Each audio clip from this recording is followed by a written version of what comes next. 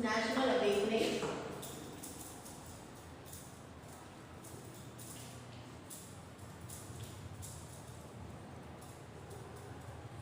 and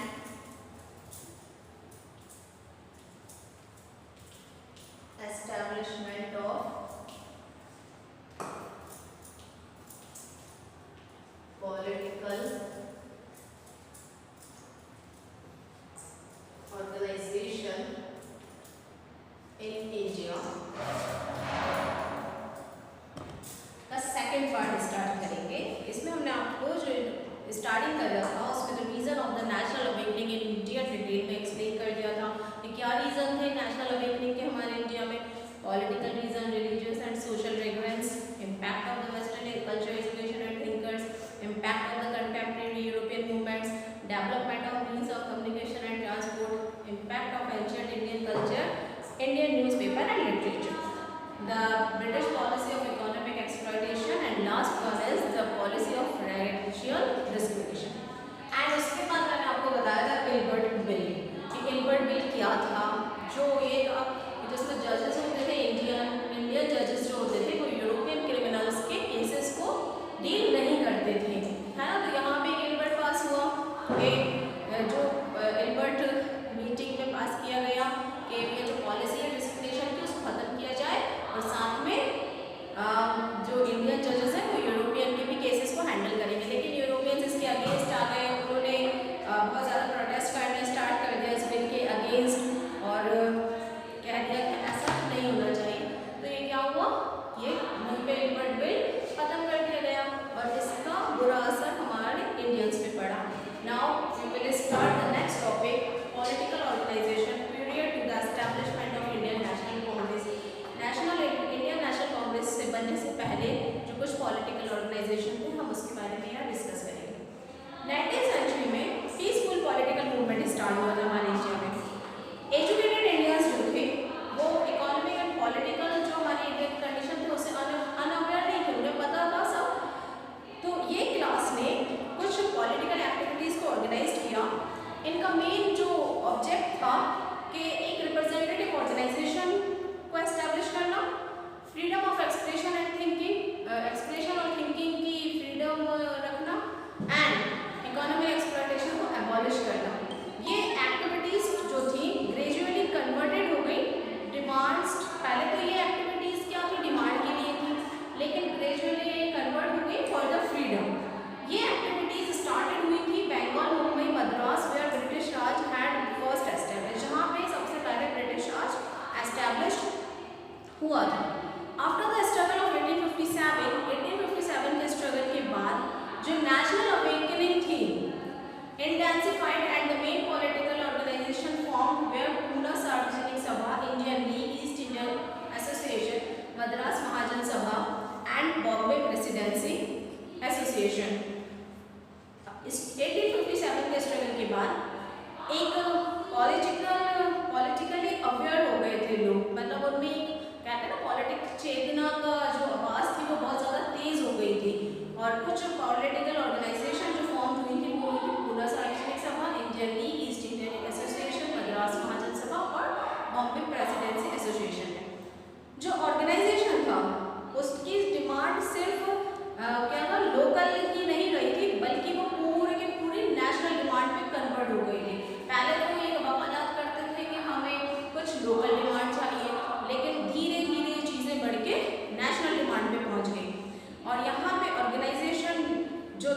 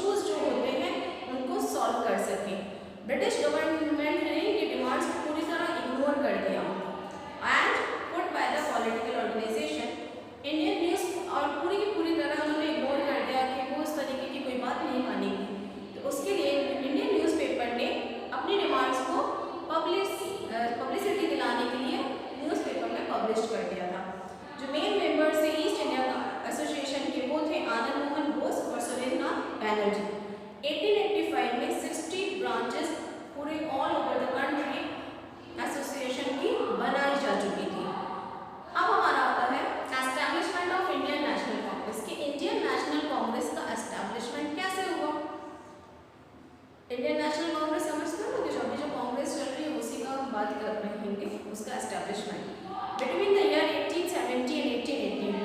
अगर हम बात करें 1870 1818 के बीच के टाइम की, तो हमारे इंडियंस जो थे, इंडियन पीपल पॉलिटिकली बहुत ज़्यादा कॉन्शियस हो गए थे।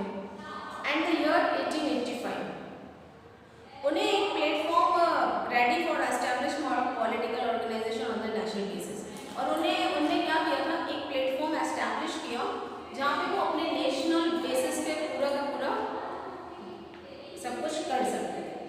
ये क्रेडिट जो था इस ऑर्गेनाइजेशन को एक डेफिनेट स्ट्रक्चर देने का, आपने ऑर्गेनाइजेशन तो बना ली लेकिन उसको आप एक स्ट्रक्चर भी तो देते हैं, है ना, तभी तो वो आगे वर्क करता है।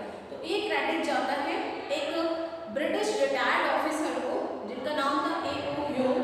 ये एक लिबरल माइंडेड पर्सन थे और ये चाहते थे कि जो भी लोग मतलब इंडियंस हैं और ब्रिटिशर्स हैं उनके बीच एक जो गैप है उस गैप को भरने के लिए ब्रिज बनाया जाए। ये लेकिन ये कैसे काम करने का जो इनका तरीका था वो ये था कि वो चाहते थे कि इंडियंस वायलेंस नहीं हो, मतलब इतना वायलेंट नहीं हो, वो बहुत ज़्यादा पैथ ऑफ वैलिड पॉलिटिक्स को लेके काम करें, मतलब जो सही होता है ना उसको लेके काम करें, गुस्से में किसी चीज़ का भी डिसीजन ना लें। और इन्हीं के एफर्ट की वजह से इंडियन नेशनल यूनियन फॉर्म हुई। ह्यूम ने लॉर्ड डैफरिन की परमिशन से एक मीटिंग कन्वेंट करी।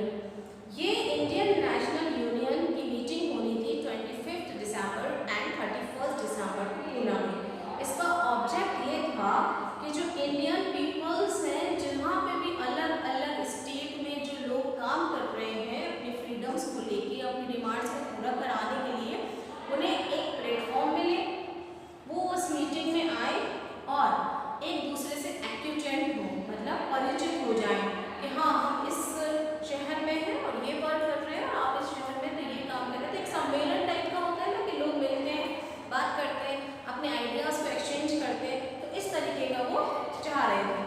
तो ये जो इनका which was working for a national development, वो लोगों को मिलवाना चाहते थे जो नेशनल डेवलपमेंट के लिए काम कर रहे थे। और ये मतलब पॉलिटिकल एजेंडा जो इनका था वो डेवलपमेंट के लिए था। Although the place of convention was decided to Poona, और जैसे पूना मतलब प्लेस डिसाइड हुआ कि पूना में ही कन्वेंशन हो गया, बट लास्ट मिनट में ये चेंज हो गया।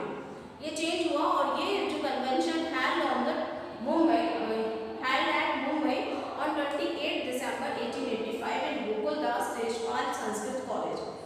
At the suggestion of sir Hume के सजेशन पे मीटिंग का जो नाम था इंडियन नेशनल कांग्रेस जो था वो रखा गया इंडियन, मतलब ये जो मीटिंग थी इंडियन नेशनल कांग्रेस की, तो इसलिए इसको नाम भी दिया गया इंडियन नेशनल कांग्रेस। तो यहीं से इंडियन नेशनल कांग्रेस का जन्म हुआ है। There was 72 representative in the convention of the Indian National Congress. Indian National Congress का जो कन्वेंशन हो रहा था, जो मीटिंग की जा रही थी, उसमें 72 रिप्रेजेंटेटिव ने पार्टिसिपेट करा। व्योमेश चंद्र बैनर्जी जो थे इसके प्रेसिडेंट थे। इस first convention of Indian Congress के वो पहले प्रेसिडेंट बने। अब हमारा आता है the objectives of establishment of Indian National Congress।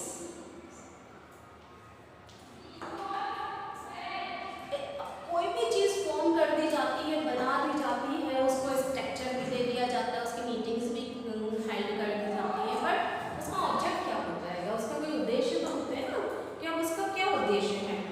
Historians believe that with the direction from the British government, Hume and his colleagues had founded Indian National Congress as a protective shield for British government। Historians believe करते थे, मतलब historian ऐसा सोचते थे, उन्हें ऐसा सोचा कि जो ब्रिटिश गवर्नमेंट मतलब ब्रिटिश गवर्नमेंट के थे ह्यूम भी और उनके कलीग ये चाहते थे कि वो ब्रिटिश गवर्नमेंट को एक प्रोटेक्टिव शील्ड दे दे, मतलब हम उनके अगेंस्ट जा रहे हैं तो उनके अगेंस्ट मतलब हम तो जा रहे हैं लेकिन उनको प्रोटेक्शन मिल जाए, इसलिए वो ऐसा कर रहे हैं। तो Hume did not want to people to India to adopt violence and aggressive measures, लेकिन जो ह्यूम थे वो नहीं चाहते थे कि Indian people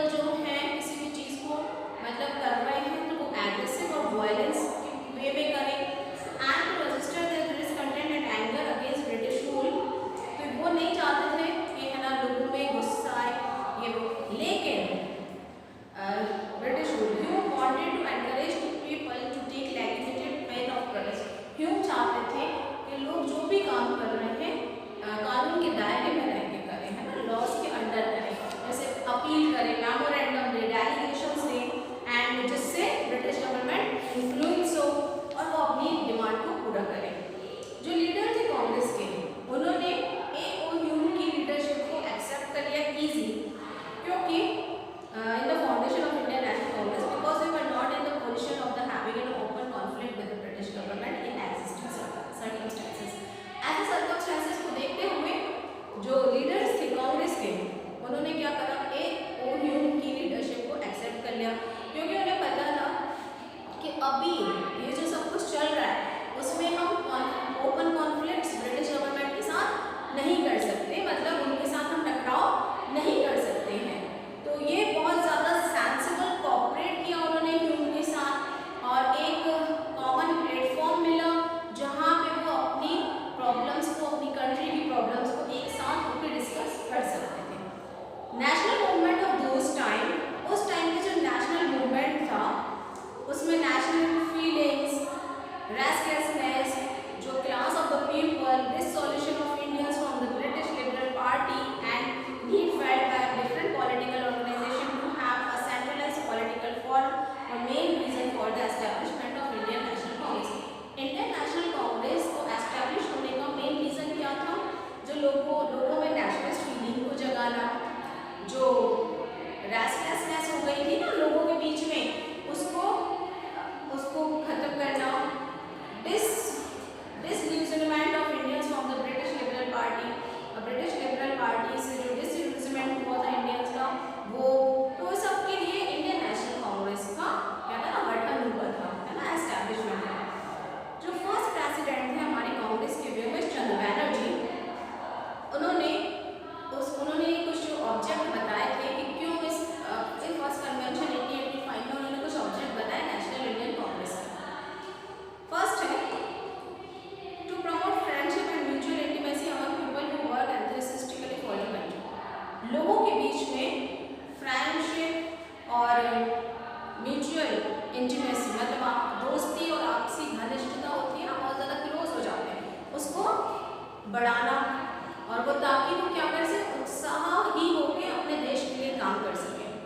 second, to eradicate the differences of the caste, religion and reasons and remove the prejudice of friendship and direct contact to develop unity and nationalist feelings which were developed during the administrative regime of Lord Ripon। Caste, religion, region की ऐसी चीज़ों को remove करना, friendship और direct contact करना, unity and nationalist feeling को develop करना, जो लॉर्ड रिपन के एडमिनिस्ट्रेशन के टाइम पे की थी उन्होंने, है ना, जो उन्होंने डेवलप किया था उसको डेवलप करना।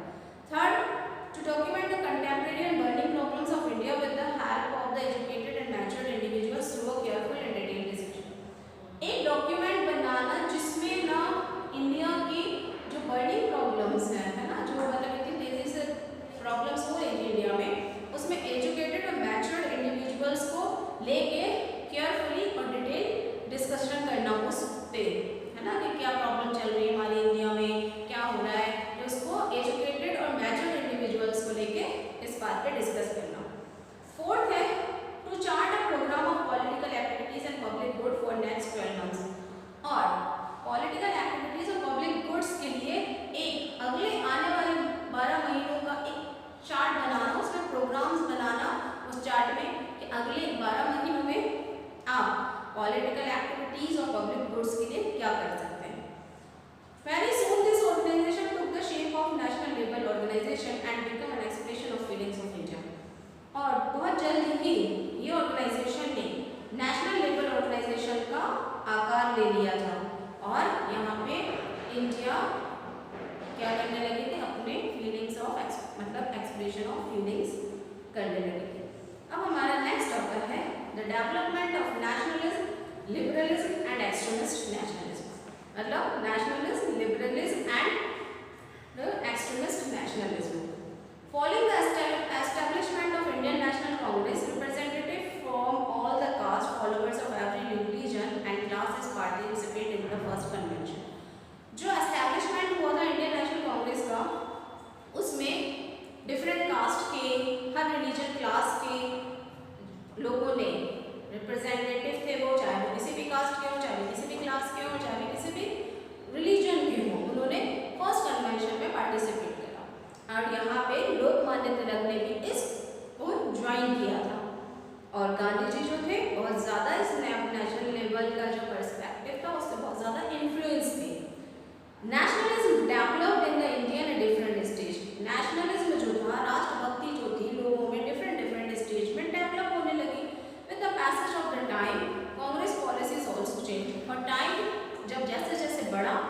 कांग्रेस की पॉलिसीज थी वो चेंज होने लगी, कुछ पॉलिसीज नई आ गई, कुछ थिंकिंग इमर्ज हो गई। तो इस चैप्टर में हम यही डिस्कस करेंगे, यही समझेंगे कि original characteristics of the Congress क्या है। अब हम आपको बताते हैं लिबरलिज्म और लिबरल नेशनलिस्ट थिंकिंग। लिबरलिज्म का मतलब होता है जो लोग बहुत ज़्यादा लिबरल होते हैं, है ना, ओपन माइंडेड होते हैं। यहाँ पर हमने मॉडरेट नाम भी दिया है। ये टाइम है 1885 से 1905 तक, ये पीरियड कहलाया लिबरल पीरियड। इंडियन हिस्ट्री में ये जो मूवमेंट था हमारे इंडिया का, ये लिबरल पीरियड में था। During this period command of Indian National Congress was hand of liberals leaders, यानी ये जो कमांड थी इंडियन नेशनल कांग्रेस की, वो किनके हाथों में थी? लिबरल मॉडरेट्स के हाथों में। लिबरल का मतलब पहले ही बता देंगे, जो वायलेंस पे बिलीव नहीं करते हैं, बात से अपना काम निकलवाना जानते हैं, और जिनको पीस बहुत ज़्यादा पसंद रहती है, वो पीसफुली वर्क करते हैं। जो मॉडरेट्स लीडर्स थे वो थे दादा भाई नौरोजी, सुरेंद्रनाथ बैनर्जी, फिरोज शाह मेहता, गोपाल कृष्ण गोखले, रासबिहारी बोस, महादेव गोविंद रानडे, और कुछ ऐसे मॉडरेट थिंकिंग वाले भी लोग थे यहाँ पे, जिन्होंने अपने ऑब्जेक्ट को पूरा करने के लिए ग्रेजुअल एंड लेजिटिमेट मीन्स से अपना काम निकलवाना चाहते थे। मॉडरेट्स बिलीव करते थे लेजिटिमेट मीन्स को, ये अपने ऑब्जेक्ट्स को पूरा करने के लिए अपील, मेमोरेंडम और डेलीगेशन के थ्रू अपने ऑब्जेक्ट को पूरा करने में विश्वास रखते थे। और ब्रिटिश पीपल एंड पॉलिटिशियंस, और बहुत ज़्यादा अफेक्ट पड़ता था ब्रिटिश पीपल और पॉलिटिशियंस पे इनका। Moderates had send a delegation to England, moderates ने एक डेलीगेशन सेंड किया था इंग्लैंड में, जहाँ पे to make British people aware of the problems of India, जिससे वो ब्रिटिश पीपल को अवेयर कर सके इंडिया की प्रॉब्लम से। मॉडरेट्स ने एक न्यूज़पेपर भी पब्लिश किया, इंडिया फ्रॉम लंदन, मतलब इंडिया नाम का एक न्यूज़पेपर था जो लंदन से पब्लिश किया गया। Every year moderates used to pass a proposal, हर साल मॉडरेट्स अपने प्रपोजल को पास करवाने के लिए और अपनी डिमांड्स को रखने के लिए लॉजिकली अप्रोच लगाते थे। There was no place for agitation in their programme, और उनके प्रोग्राम्स में एजिटेशन का कोई भी जगह नहीं थी। एजिटेशन का मतलब होता है जन आंदोलन करना, एक साथ बैठ गए और बस आंदोलन करना शुरू कर दिया, तो वो ऐसा कुछ भी नहीं करते थे, वो सिर्फ अपील और मेमोरेंडम ही देते थे। They were apprehensive that agitation might result into lawlessness, और जो ये सब कर रहे थे उसका रिजल्ट ये निकला कि lawlessness हो गया, मतलब बिल्कुल कानून उनकी तरफ ध्यान नहीं दे रहा था। Initially, British troopers expected to view towards Congress. Even government officials used to attend convention, but gradually attitude changed and it was declared an organization representing minorities and anti-British. लेकिन जब उन्होंने देखा कि यार ब्रिटिश तो हमारी बात सुन ही नहीं रहे हैं और कुछ कर ही नहीं रहे, तो ग्रेजुअली उनका जो एटीट्यूड था वो और चेंज हो गया, और उन्होंने मतलब क्या किया, उन्होंने डिक्लेयर कर दिया कि भाई अब तो ब्रिटिश के अगेंस्ट ही जाना पड़ेगा, है ना, एंटी ब्रिटिश माइनॉरिटीज स्टार्ट कर दी। Class of Congress member did not approve the policy of moderates. अब जो क्लास ऑफ कांग्रेस मेंबर्स, कुछ कांग्रेस मेंबर्स भी थे, तो वो मॉडरेट्स की पॉलिसी को अप्रूव नहीं करते थे। They considered moderate approach as they were seeking favour from British rule. वो ये सोच रहे थे कि है ना मॉडरेट्स इसलिए ऐसा कर रहे हैं क्योंकि वो ब्रिटिश रूल के फेवर में हैं। Slowly even moderates were also getting dissented with the British rule at their demand were not needed by British government. धीरे धीरे मॉडरेट्स को भी समझ में आने लगा कि जो ब्रिटिश गवर्नमेंट है हमारी तरफ बिल्कुल ध्यान नहीं दे रही है। तो initially period of establishment of Congress there was no demand for freedom, only a few state were asked for Indians. The term self rule was introduced by Tilak in the last decade of 19th century.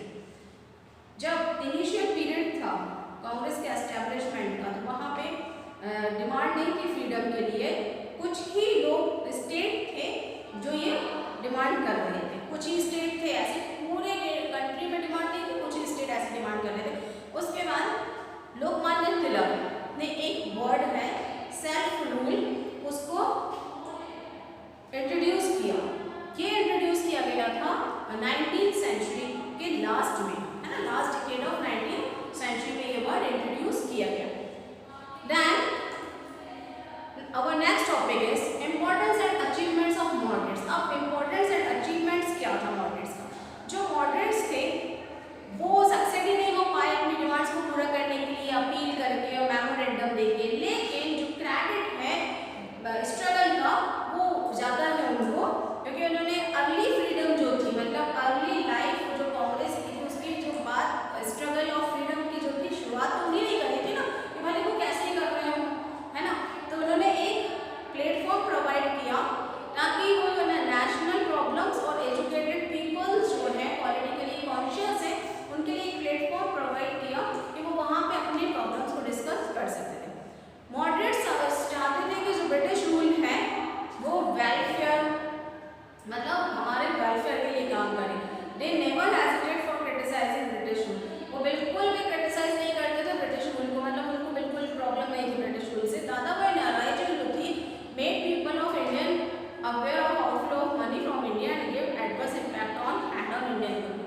Dadabhai Naoroji जो थे वो ये चाहते थे कि India से जो पानी की तरह पैसा बहा जा रहा है और हमारी इंडियन इकोनॉमी में इतना ज़्यादा इम्पैक्ट पड़ रहा है उसको रोका जाए, क्योंकि ब्रिटिश ऐसा कर रहे थे। Under the influence of moderates the British government passed a bill in 1892 which permitted India to attend conference. और मॉडरेट के इतने इन्फ्लुएंस के कारण क्या हुआ, ब्रिटिश गवर्नमेंट ने 1892 में एक बिल पास किया जिसमें उन्होंने इंडियंस को कॉन्फ्रेंस अटेंड करने के लिए परमिट दे दिया। ये हमारे हो गए मॉडरेट्स की बात। मॉडरेट्स बहुत सीधे सच्चे थे, सही तरीके से काम करते थे, वायलेंस और एग्रेसिव नहीं थे और बहुत लिबरल कह सकते हो उनको। अब हम आते हैं कि एग्रेसिव नेशनलिज्म। इनिशियल पीरियड जो था इंडियन नेशनल कांग्रेस का 20 इयर्स के लिए जो कमांड थी कांग्रेस की वो हाथ में थी किसके, लिबरल के। लेकिन जो aggressive hardliners were tired of the politics of the appeals request and delegation. लेकिन जो एग्रेसिव है, एग्रेसिव का मतलब होता है कि बहुत जल्दी गुस्सा करने वाले, वायलेंट हो जाने वाले, है ना। तो वो बिल्कुल थक गए थे ये पॉलिटिक्स से कि अपील करो, रिक्वेस्ट करो, डेलीगेशन दो, बस यही करते रहेंगे, सामने वाला तो सुन ही नहीं रहा है। They wanted to prepare the people of national struggle. तो उन्होंने लोगों को नेशनल स्ट्रगल के लिए तैयार करना शुरू कर दिया, जिसमें उन्होंने self respect, self confidence, patriotism और करेज की बात करी। और उन्होंने they wanted to praise the British empire to give the Indians their right. और उन्होंने एक प्रेस को चाहते थे जिसमें वो ब्रिटिश एम्पायर से अपने अधिकारों की बात करें। The causes of emergence of extremist. अब एक्सट्रीमिस्ट के आने का क्या कारण था, एक्सट्रीमिस्ट क्यों आए? मॉडरेट तो थे ना, लिबरल तो थे, वो सब कुछ सही चल रहा था, तो फिर ये क्यों आए? इनका रीजन क्या था? एग्रेसिव लीडर जैसे लाला लाजपत राय, विपिन चंद्र पाल, अरविंद घोष और दूसरे रिलीज इंडियंस जो थे उन्होंने बिल्कुल नहीं, उनको बिल्कुल सही नहीं लगता था कि मेमोरेंडम और अपील वगैरह करना बिल्कुल सही नहीं लगता था। वो तो बिल्कुल एग्रेसिव लीडर थे जो बिल्कुल ब्रिटिश जस्टिस और फिलैंथ्रोपी में बिलीव ही नहीं करते थे। उन्हें तो ब्रिटिशर्स पे विश्वास ही नहीं था, ब्रिटिशर्स तो उनके लिए बिल्कुल मतलब अविश्वसनीय कहते हैं ना, वैसे लोग थे। They wanted to launch a powerful mass movement against British rule. और उन्होंने एक powerful mass movement British rule के अगेंस्ट लॉन्च कर दिया। तिलक, जो लोकमान्य तिलक थे, उन्होंने कहा Indians will not get a freedom on a silver platter. उन्होंने कहा कि इंडियंस को आज़ादी जो है ना, स्वतंत्रता, फ्रीडम चांदी की प्लेट में रख के नहीं दे देंगे ब्रिटिश रूल, है ना, हमें कुछ करना ही पड़ेगा। सेकेंड है फेलियर ऑफ लेजिटिमेट मूवमेंट। हम बता रहे हैं कि क्यों एग्रेसिव आए, एग्रेसिव के आने का कारण क्या था, एक्सट्रीमिस्ट जो आए थे वो क्या रीजन था आने का। Having received a lot of request and appeal from moderates, जब लॉट ऑफ रिक्वेस्ट और अपील मॉडरेट्स ने करी थी ब्रिटिशर्स से, तो ब्रिटिश ने फाइनली 1892 में एक भारतीय परिषद अधिनियम बिल पास कर दिया। बट उसमें कुछ भी ऐसे प्रोवाइड नहीं किया गया था कि इंडियंस के वैलिड राइट क्या, इंडियन के अधिकारों की बात नहीं की थी। सिर्फ इतना कहा था कि आप आ जाओ, मीटिंग अटेंड कर लो, कॉन्फ्रेंस अटेंड कर लो। दस all hopes of getting political right through legitimate means faded. और जितनी भी एक उम्मीद थी पॉलिटिकल राइट्स को लेके कि सही रास्ते लेजिटिमेट मींस से हम अपना काम निकाल लेंगे, वो बिल्कुल खत्म हो गया था, फेडेड हो गया था। थर्ड है reactionary policy of British rule. जो मेन रीजन था एग्रेसिव नेशनलिज्म का आने का, वो था reactionary policy of British rule, British rule की reactionary policy.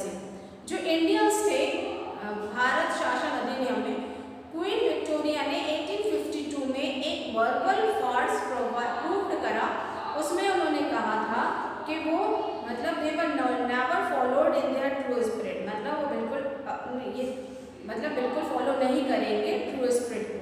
Policy of exploitation और डिस्क्रिमिनेशन कंटिन्यू एज बिफोर।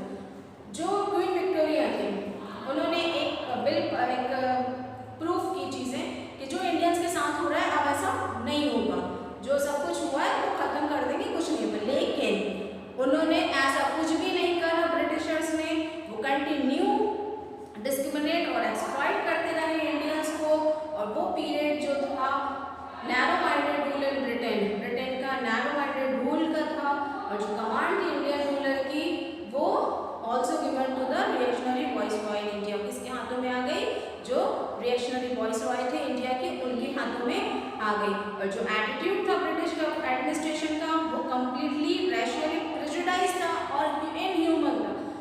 मतलब कहते हैं ना कि ना इनह्यूमन, आप बिल्कुल इंसानियत के खिलाफ जाके उन्होंने काम करा इंडियंस के साथ। लॉर्ड लिप्टन और लॉर्ड कर्जन ने इंडियंस की फीलिंग्स को उनके रेस के, उनकी कास्ट के अकॉर्डिंग हर्ट करना शुरू कर दिया था।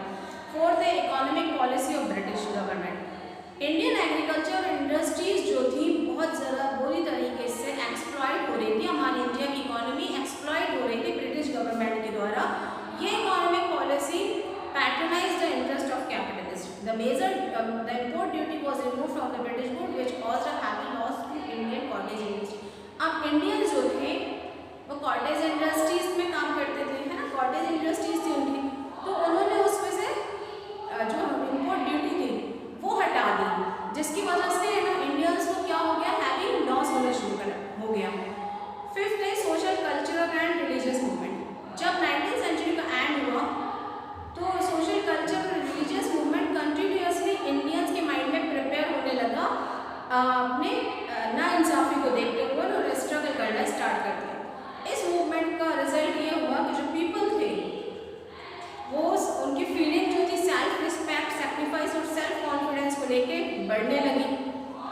आर्य समाज एंड स्वामी दयानंद सरस्वती ने कुछ टेंडेंसी इनके खिलाफ अपनाई, है ना, जैसे lathering and inferiority prevailing in Indian society. मतलब बहुत ज़्यादा हमारी इंडियन सोसाइटी में ये सब चीज़ें, इन्फीरियरिटी, नीचा दिखाना, ये सब चलता आ रहा था। तो उसके लिए उन्होंने आर्य समाज बनाया ताकि लोग पॉलिटिकली अवेकन हो सके, और उनके फॉलोअर्स के साथ मिलकर उन्होंने आर्य समाज की एस्टेब्लिशमेंट किया। नेशनलिस्ट जो थे जैसे बाल गंगाधर तिलक, लाला लाजपत राय, बिपिन चंद्र पाल, अरविंद घोष, एनी बेसेंट, इन्होंने भी सोशल और रिलीजियस रिफॉर्म मूवमेंट को इनकरेज करा सबके साथ मिलके, और नेशनल मूवमेंट को एक नई डायरेक्शन दी, नया दिशा दी। सिक्स्थ है natural calamities, drought and flood. 19th century के लास्ट डिकेड में जो पीपल थे इंडिया के, उन्होंने बहुत ज़्यादा नेचुरल कैलामिटीज को फेस करा। उस समय सूखा पड़ गया था, ड्रॉट आ गया था। तो यहाँ पे ब्रिटिशर्स जो थे वो ग्रैंड दिल्ली दरबार ऑर्गेनाइज करने में बिजी थे, और पूरे मुंबई में 1896 में प्लग फैल चुका था। और इस नेचुरल कैलामिटीज की वजह से जो एटीट्यूड था ब्रिटिश गवर्नमेंट का बिल्कुल डिफरेंट ही था इंडियंस के लिए। उन्हें कोई परवाह नहीं थी कि इंडियन के साथ क्या हो रहा है। सेवेंथ है impact of western thinking and foreign revolution. जो नॉलेज था इंग्लिश का enabled many educated Indians to come across Western revolutionary ideas। जो नॉलेज था इंग्लिश, तो जो नॉलेज था उसमें इंडियन एजुकेटेड जो लोग थे उन्होंने वेस्टर्न रेवोल्यूशनरी आइडियाज़ लेके आए। वो रॉजी, वोल्टेयर, मैजीनी, बुर्क, गरीबल्डी, ये जो सब थे बहुत ज़्यादा उन पे इनका अफेक्ट पड़ा। जो वॉइस रॉय ऑफ एसिबिनिया on Italy and small country like Japan, voice of Russia and Indians with hope. जब ये नॉलेज उनको मिला लोगों को, है ना, तो उन पे बहुत ज़्यादा इन्फ्लुएंस पड़ा उस नॉलेज को मिलके, है ना। वेस्टर्न थिंकिंग का जब उन्होंने चीज़ें पढ़ी तो उनको पता चला कि जब एक जापान छोटे सा देश होके भी मतलब आंदोलन कर सकता हैगा, अपनी विक्ट्री पा सकता हैगा, बहुत ज़्यादा उत्साही होके कुछ कर सकता है और फ्रीडम मिल गई उसको, तो हम लोग क्यों नहीं कर सकते। तो उनको भी एक आशा, एक उम्मीद इससे मिली। 8th है हमारा partition of Bengal and development of radical nationalism. जो लॉर्ड कर्जन था 1905 में, उसने बंगाल को 2 पार्ट्स में डिवाइड कर दिया। उसने एक पॉलिसी चलाई, डिवाइड एंड रूल, मतलब फूट डालो राज करो। तो ये कॉन्स्पिरेंसी थी डिवाइड करने की हिंदू मुस्लिम को, ताकि जाए, यूनिटी खत्म हो जाए। तो ये बंगाल के लिए एक पोटेंशियल एक्सप्लोसिव सिचुएशन थी बंगाल में।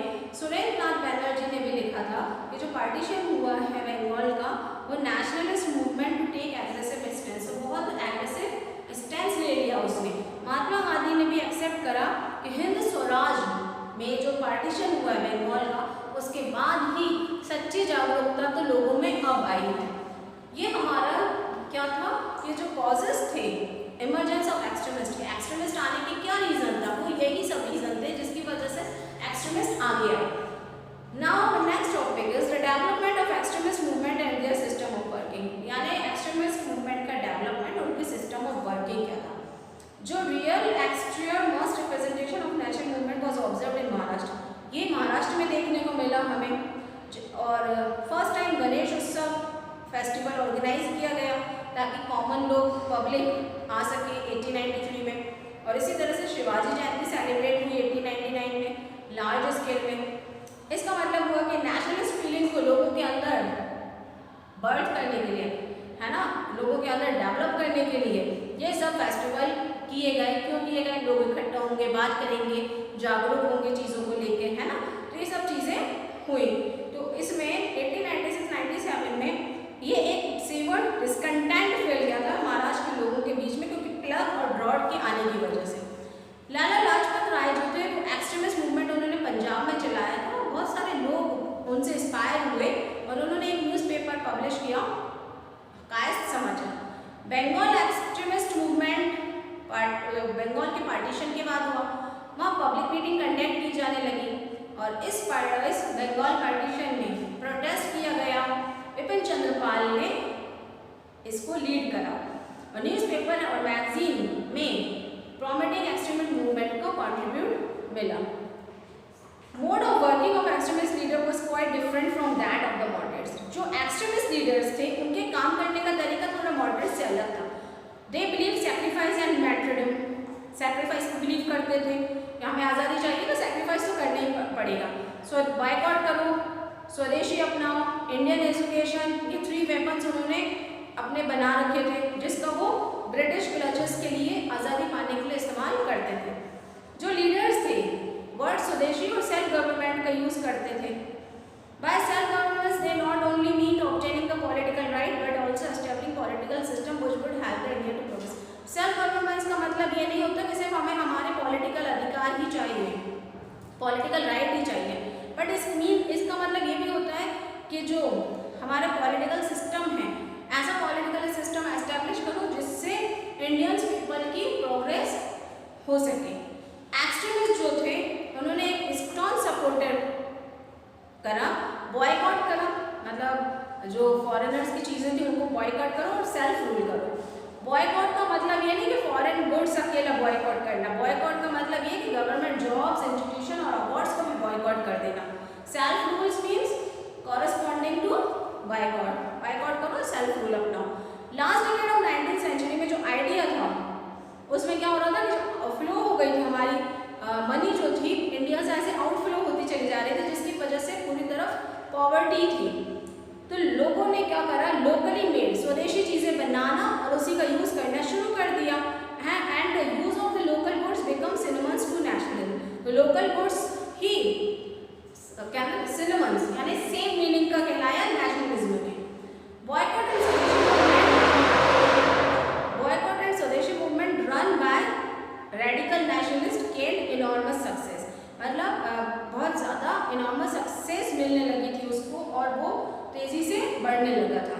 It prove to be a boon for Indian cottage industry, और ये इसने प्रूव करा कि इंडियन कॉटेज इंडस्ट्री के लिए ये क्या है, एक अमृत की बूंद की तरह है।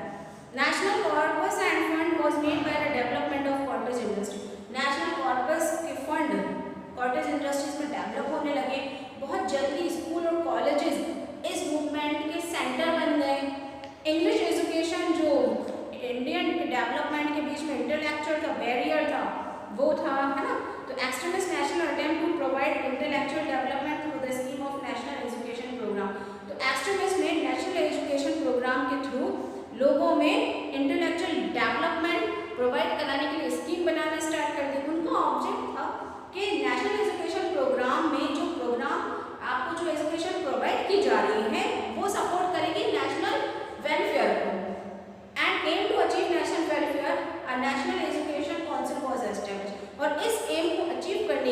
नेशनल वेलफेयर के एम को अचीव करने के लिए नेशनल एजुकेशन काउंसिल को एस्टैब्लिश किया गया।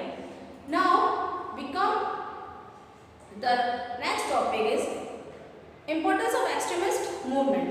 एक्सट्रीमिस्ट लीडर जो थे उन्होंने नॉन कोऑपरेटिव प्रोटेस्ट पॉलिसी को अडॉप्ट किया instead of cooperation with British government. मतलब कोऑपरेट करना ब्रिटिश गवर्नमेंट के साथ नहीं, उन्होंने नॉन कोऑपरेटिव प्रोटेस्ट पॉलिसी अपनाई। वो कोऑपरेट नहीं करते थे बिल्कुल भी ब्रिटिश गवर्नमेंट के साथ। उन्होंने कौन सी पॉलिसी को अडॉप्ट किया? Non cooperative protest policy. इस पॉलिसी में उन्होंने मास मूवमेंट को कन्वर्ट कर दिया और जो एक्सट्रीमिस्ट थे वो बिल्कुल never resorted the path of violence and stressed on the creative program in order to make the mass movement more powerful। उन्होंने क्या किया कि वायलेंस के रास्ते पे भी चलना, स्टेट्स के कुछ प्रोग्राम्स क्रिएटिव करे अपने मास मूवमेंट को बहुत ज़्यादा पावरफुल और इम्पैक्टिंग बनाने के लिए। और ये बहुत ज़्यादा मोस्ट सिग्निफिकेंट मूवमेंट था इस मतलब बहुत ज़्यादा सिग्निफिकेंट फीचर था इस मूवमेंट का।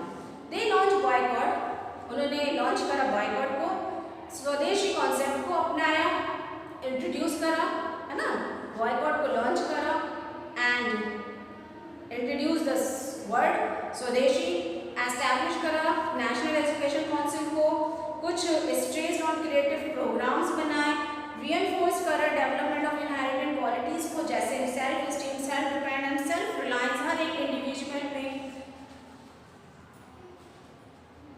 ताकि लोग क्या कर सके, अपने फ्रीडम के लिए लड़ाई कर सके। आप सेल्फ एस्टीम हो, आप में आत्मविश्वास है, आप सेल्फ डिपेंडेंट हो, सेल्फ रिलायंस हो हर एक इंडिविजुअल, तो वो किसी भी काम को करने के लिए आगे बढ़ सकता है। The main leaders of extremist nationalism, हमारे जो एक्सट्रीमिस्ट नेशनलिज्म के मेन लीडर्स थे वो थे एक ट्रायो था लाल बाल पाल का, जो नेशनल मूवमेंट को डिफाइन करा था। उन्होंने एक डायरेक्शन दी थी, नॉन एक्शन करा था उन्होंने ब्रिटिश गवर्नमेंट के खिलाफ and discontent of common Indian.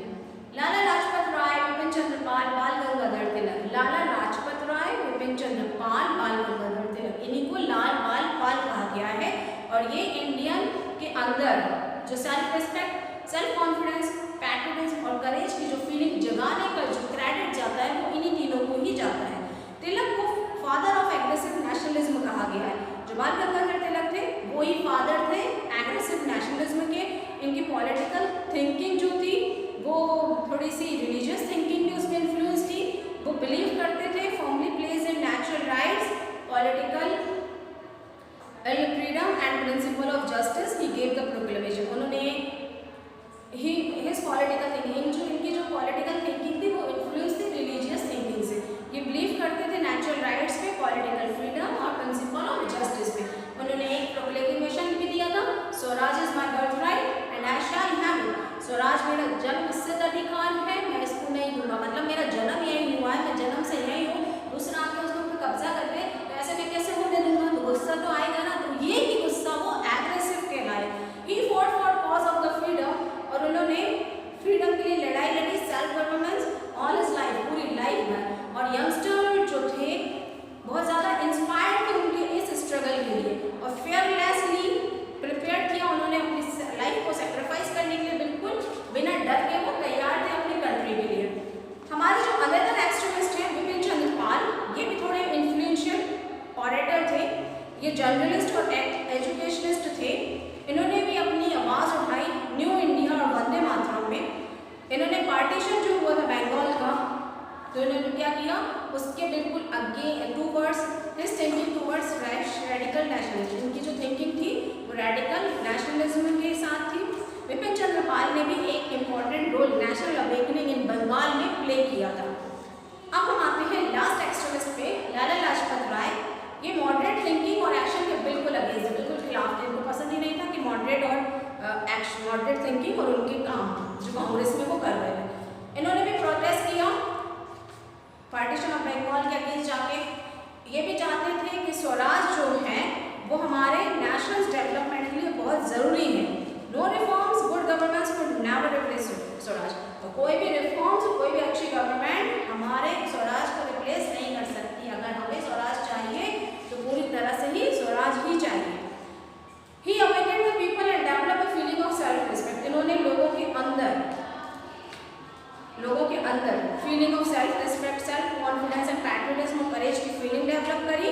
He led the extremist movement in Punjab, और उन्होंने पंजाब में एक्सट्रीमिस्ट मूवमेंट को लीड किया है। तो यहाँ पे हमारा चैप्टर फिनिश हो जाता है। इसके एक्सरसाइज देख लीजिए। Correct, choose correct option. President of Congress during first convention was W.C. Banerjee. Who introduce English education India, English education India में किसने इंट्रोड्यूस की? मैकाले ने। न्यूज़पेपर जो लाला लाजपत राय ने इंडियन पीपल के स्ट्रगल के लिए पब्लिश किया था वो था काय समाचार। कौन थे जो मॉडरेट थिंकर नहीं है? अरविंद घोष। किसने कहा था swaraj is my birth right and I shall have it? Bal Gangadhar Tilak. Philips. The reactionary policy of viceroy, किसकी थी reactionary policy? Lord Lytton. Founder कौन थे कांग्रेस के? A.O. ह्यूम। वंदे मातरम किसने लिखा? बंकिम चंद्र चटर्जी। 1833 में नेशनल कन्वेंशन जो इंडियन एसोसिएशन का हुआ था वो कहाँ हुआ था? Kolkata. Match the following. Raja Ram Mohan Roy, क्या कौन सी उन्होंने बनाया था समाज? आर्य समाज। ज्योतिबा फुले सत्य शोधक समाज। स्वामी दयानंद सरस्वती ने क्या बनाया था? आर्य समाज। स्वामी विवेकानंद रामकृष्ण मिशन। देवेंद्र नाथ ठाकुर तत्व बोधनी सभा, इन्होंने ऑर्गेनाइज करी थी। तो यहाँ पे हमारे